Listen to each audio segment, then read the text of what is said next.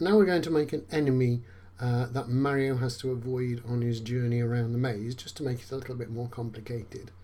If you remember back in the first few videos, I did say keep the maze as simple as possible, but however we're probably going to put some tricks and traps in the maze to actually make that a little bit more difficult. So I'm going to create a new sprite. I've made a new image from a sprite sheet, but I haven't edited it all. So I'm going to grab that one, and here it is. It's enemy 1 down, enemy 1 up. So I'm going to open that as my new sprite. Whoa, that is a big one. And I'm also going to name it enemy 1, because I may have numerous enemies in my game. There we go. And I'm going to go to its costumes, and I'm going to import the enemy 1 up. So when he's going up, he's going to be flying. When he comes down, he's just going to be normal.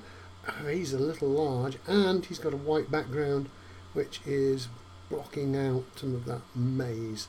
So let's see if I can shrink him down to begin with. Well, first of all, let's see if I can change that background colour to transparent. So let's pick up the transparent in the paint bucket. There we go, nice one. And the same goes for this one. Just going to get the paint bucket, the transparent colour, and that's nice. He's far too big, so I'm going to shrink him down roughly to the size of Mario, really. So if you remember how to do that, we right click and we resize this sprite, and we just drag to resize him. There, that should be about the right size. So what I want to happen with this sprite, enemy number 1, is that he's going to go bouncing between these 2 points, giving Mario 2 difficult areas to actually navigate.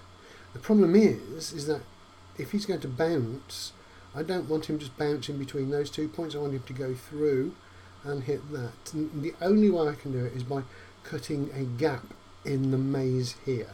So if I go back to my maze and go to the costume for level 1 and edit it, zoom out again so we can see it all.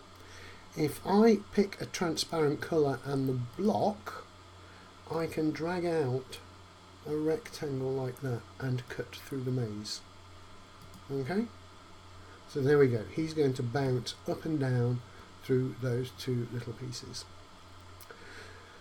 So I need to be programming on my enemy 1. I've done his costumes, I've resized him, I've changed the maze a little bit to accommodate him.